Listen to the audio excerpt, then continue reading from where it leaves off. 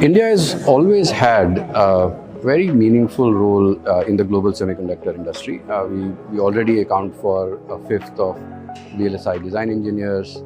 We have very large research centers for applied equipment companies. What we have lacked so far is manufacturing capacity in India and also Indian design companies, Indian fabless companies. I think in the last 2 years, we have made significant progress on that count. We have covered what other countries have taken 5-10 years to bridge. We see significant traction on the ground in terms of semiconductor manufacturing. And over the next 15 to 20 years, as the industry continues to scale new heights, I see India's role as both a consumer of technology as well as an innovator and reaching the cutting edge of both design and manufacturing in the next 15 to 20 years.